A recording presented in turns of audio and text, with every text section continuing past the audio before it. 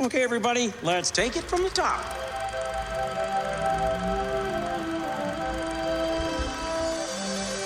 To all who come to this happy place, welcome.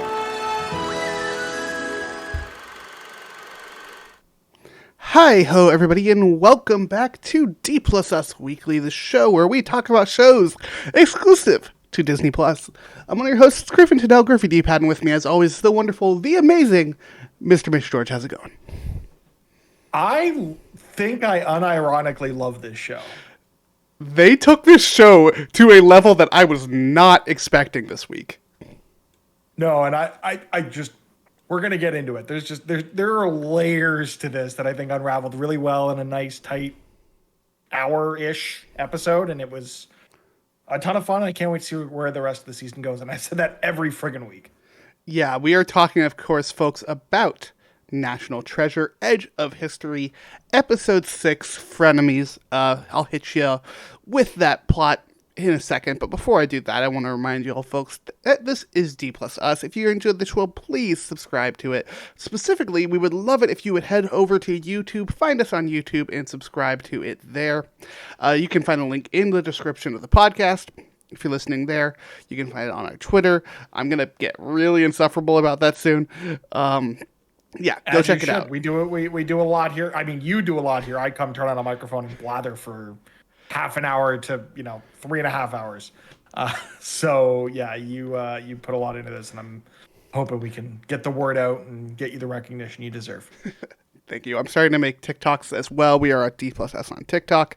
Will most of our TikToks just be either me making fun of Mitch or Mitch making fun of me? Yeah. Yeah. Because honestly, those are the funniest moments. So, like, if we're really being honest with ourselves. Have to do with the content. We totally missed the boat on reacting to the new Ant-Man and the Wasp Quantum Mania trailer, but expect some stuff like that in the near to not so distant future. We'll be better about, planning for things. Be like, all right, I'm not going to watch this right away. And Griffin and I are going to turn on a camera for some stupid reason. Look, here's the issue with that one was I was already watching the football game that was being shown at. Yeah, that'll do it. I was not, because college sports. God, normally I like college football, but that's just because I worked in it and whatnot. Yeah, that game doesn't translate well internationally. You know what I mean? Like, dude, the NFL, like other major league sports do, mostly because they either have a footprint close to Canada or in Canada. Especially you look at something like the NHL, MLB, the NBA. Toronto represent. What up? We the Six.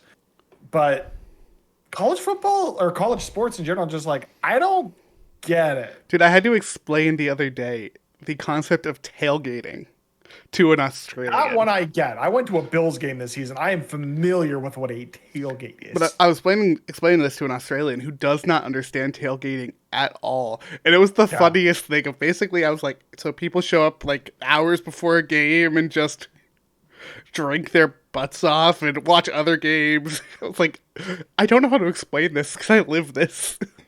Well, and like people won't actually attend the game. They'll only attend the tailgate and then watch the game or listen to the game in the parking lot. Like, it's bizarre. Look, I love sports, but y'all, we're weird. We're weird as shit. American sports are the weirdest. And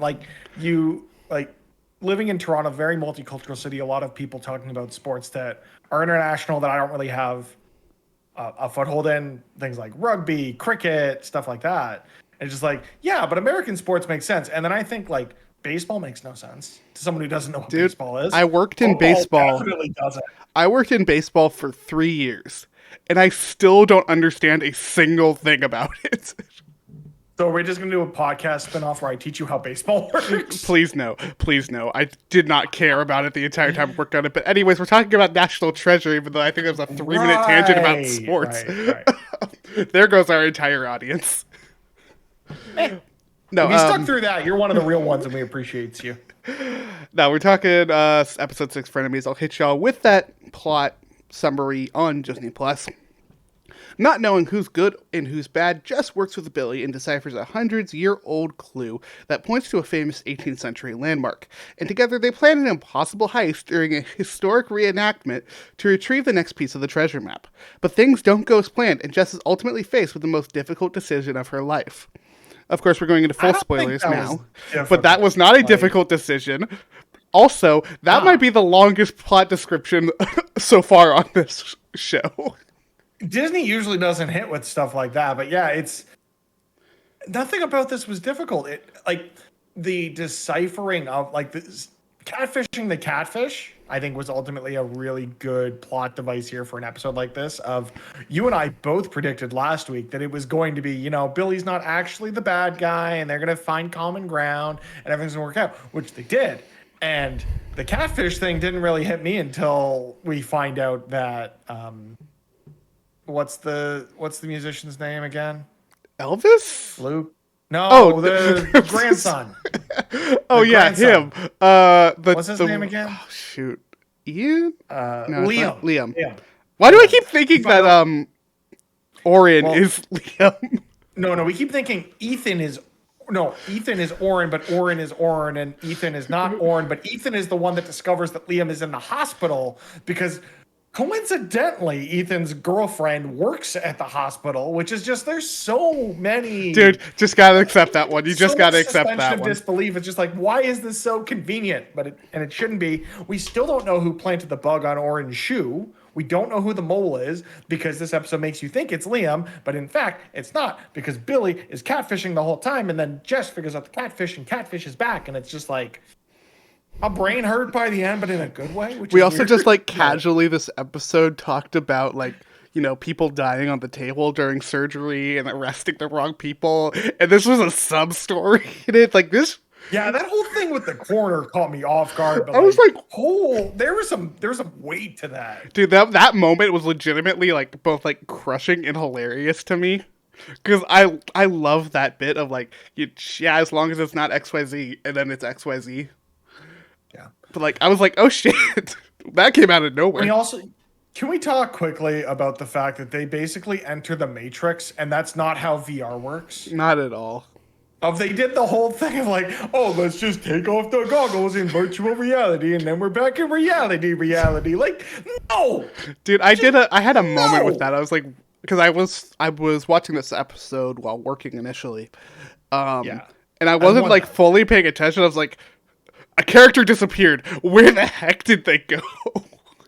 Yeah, I'm just like, oh, and then I realized she reached for him. Like, oh, they did the stupid TV thing of this is actually all virtual reality, which could have been resolved with a 2-minute conversation that was just in front of a screen. It didn't have to be in VR, but I get that is, again, showing Billy's unlimited resources and where all that comes from. So, look, as far as... But also, it was a little extra. As far as the reaches this show has made...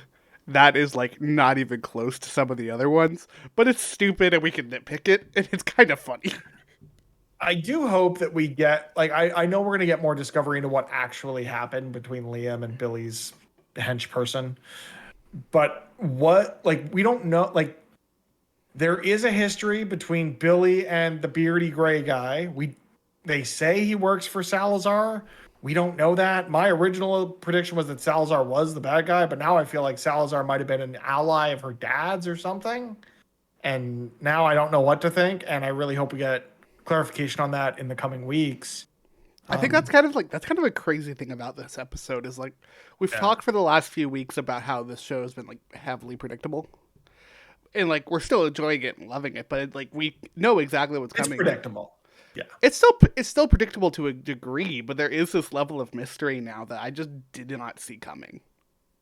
Yeah, and I don't know, was it the Salazar dude that did case Liam's grandfather's clue room? Was it the hench person of Billy? Like, I don't know what to think at this point, and I kind of like that, but also they're really stupid to think that they can get Jess into and out of Mexico safely, and I know they're going to do it because it's a TV show and that's how TV shows work. But as the viewer, it's like that shouldn't be like you shouldn't be going down that route. You are in legitimate danger when you do something like that as someone who's undocumented living in the United States, and especially when like admittedly they do not know this. An FBI person is thinking that you might have murdered a former FBI agent. Oh. Also taking full credit for the fact that the live-in nurse was very much on Billy's side and was probably the one that planted the bug. Dude, we saw that coming from a mile away. Oh, yeah. So he's probably the one that cased the clue room, I would assume. I would honestly, I think it was probably Billy herself or Billy's bodyguard lady, who I cannot remember her name. Her name's only been said like twice in the show, so I'm trying to find it. Who also, she's like, actually like kind of one of the funnier characters on this show. Yeah, I'm kind of disappointed she's a bad guy. Right? No, I think there was a lot of really fun stuff this week, but there was one particular scene I want to talk about more than anything. Is it Oren and Tasha? It is Oren and Tasha, specifically when she shows up back at the place. Yeah, and they're just like, yeah, we're doing this now. He pulls out the peanut butter and chocolate. It's great. It's wonderful. I thought there was something wrong with my TV when I saw Captain America. And then I remembered this is a Disney show. Dude, I legitimately was like, wait, what? Also, it caught me off guard. Well, so when they cut to that full screen shot of Bucky just beating the crap out of Cap, did I sit on the remote? Like, what's it was up? like, it was the She-Hulk thing that they did. And I was like, wait a minute. It was more of a, did I mess something up? What did I do? It was truly great. That was truly a funny moment, but like also that was just like a adorable moment between these two characters. Yeah, but very much hey, we're Disney. Let's cross promote the crap out of everything. Oh yeah. I mean, I would not be surprised if one of these episodes they're hunting for a clue box at Disneyland. I don't think they're going that far. I don't either, but it would be funny. It would be funny. I would love to see them do that. In National Treasure 3. It turns out Walt Disney was a Mason and hid some clue at the top of Cinderella Castle or Sleeping Beauty Castle or something. Like, that'd be funny. No, see, if they were going to do it, it would be in Disney. It would be in Disney World, and it would be like Walt's brother, Roy, because they couldn't do it. There was no way they would let them do it with Walt. Yeah, it's also very true. But yeah, it's this whole show, man. This whole show is hilarious to me. Let's talk about Billy a little bit as well, because I kind of loved this whole moment in the restaurant at the beginning of the episode, where she's trying to get her trust, and like obviously it's not real and whatnot, but there was some real connection between these two. I'm really curious how Billy got that necklace. There is some truth to all of this. I do think that there is a connection between Jess's parents, Billy and Salazar. It's going to be hard to know exactly what that is without, I don't know, recordings from her parents or something. It could be something like that. It could be some soap opera shit, right?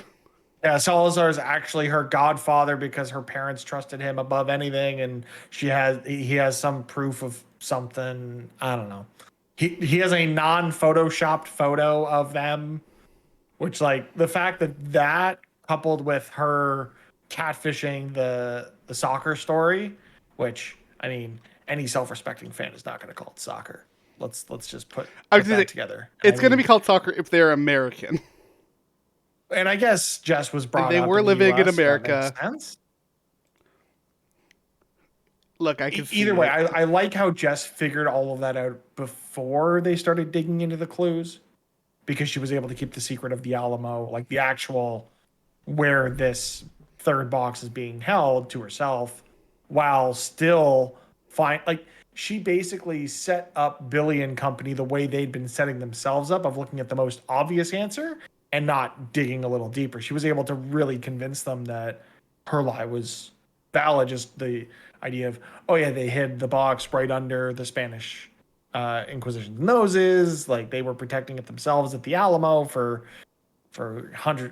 decades, like that. It all clicked. It all made sense. I'm like, this is a little too convenient. And then obviously at the end there's the swerve, and Jess does the thing where she steals the thing from the bad guy. What? Oh, shocking. No, I really love this part, because it was like very much, there was this awesome kind of dichotomy between like this whole, they hit it in their nose, they never expected it coming, as well as like they completely underestimate Jess at every single turn. Yep. You think they would learn, but no, they do not. I mean, they have now, in that they're setting her up for the murder of Peter Sandusky, which I know the FBI agent is going to it's going to mirror the films in a lot of ways of she has her doubts about the evidence and will, pursue that to an extent, but ultimately end up on their side and get in a lot of trouble for letting them go, even though they're wanted for murder and all of this stuff. And that definitely adds an additional wrinkle to Jess's attempt to both flee the United States, in which she is a landed, illegal immigrant, and then also ultimately her trying to get back into the United States, which if you can do it once, that's incredibly difficult. To do it twice is going to require us suspending any ounce of disbelief unless they do this really, really well. Here's my prediction. The FBI agent's getting her back into the U.S. Or she gets arrested. I think she's going to arrest her and into take the her back. U.S. and then figure something out from there. Yeah, that would make sense that the next episode ends with her arrested. And I do think that they're going to have a connection by the end of this. I do think that there's going to be some FBI thing of yada, yada, yada, because that was such a big thing in those first couple episodes of I want to be a FBI puzzle cracker person. I don't remember the name of the... Cryptologist, maybe? That sounds fancy and correct. I'm going to roll with I that. use big words. Okay, so I get in trouble a lot at home because I will use big words and people in my life think I'm making them up. And I'm only making it up about 40% of the time. So they're correct to be upset with you. People just think I'm being an asshole. But they're correct about it 40% of the time.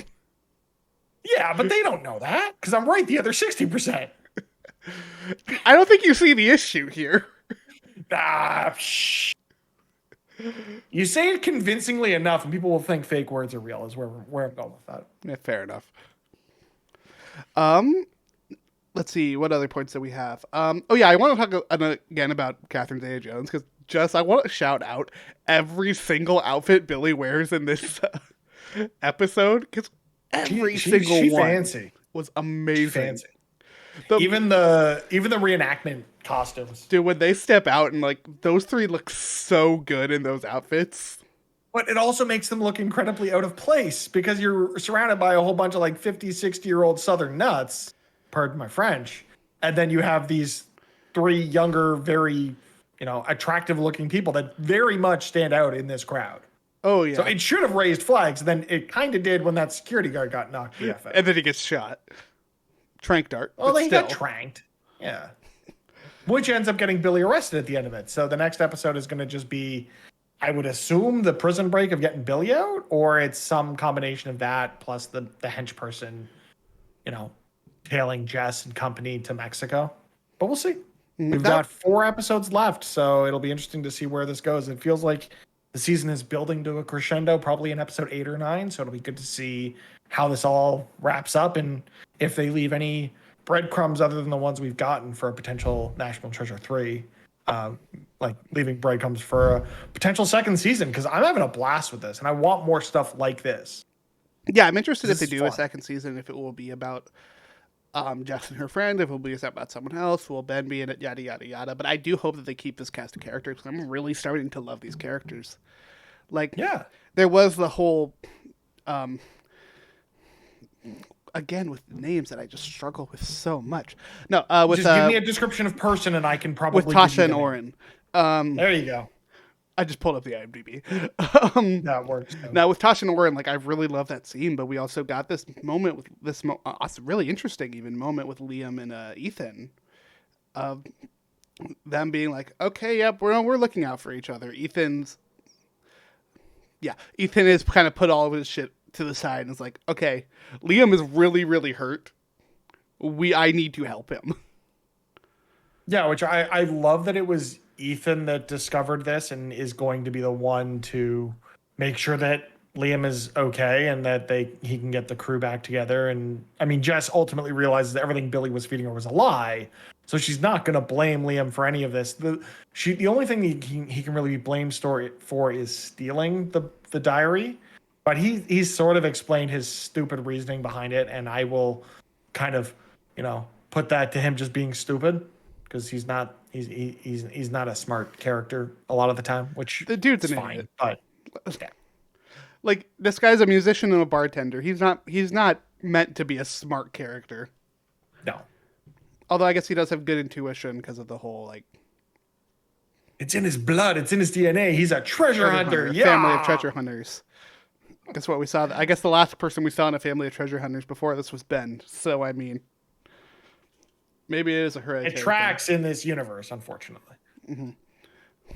But yeah, I love that. But even like with Ethan's like breaking up with his girlfriend, even that was a great moment. I don't think they broke up. I feel like they made up. I'm pretty sure they broke up, and they're. I don't know. Let us know in the comments if you're on YouTube. If you're not in the comments, find us on Twitter or come into the YouTube comments. Did Ethan and girlfriend, whose name we don't know because it doesn't really matter, break up? Or they definitely get back broke together? Up. They definitely patched things She literally tells him to go after Jess. Maybe, I don't know. I was also kind of working while watching this and kind of saw this scene of like, oh, this doesn't matter to the plot, and turned my head away. We have to resolve this plot line so we can move on with our lives. I mean, it was a character that just showed up randomly and just at least led me to point suspicions at her. So I guess that would wrap it up and give us one less person to point fingers at. Fair enough. One final thing we got to talk about is, of course, the puzzles of this week's episode. Obviously, we have this whole thing with the Alamo, but getting there through the diary, I thought was another really fun way of doing it. Yeah, no, that was cool. I like that. But it also seems like it was fun, but also this book has a very well-placed hole that just fits the strap of the book, the strap of which has a bunch of ribbon on it.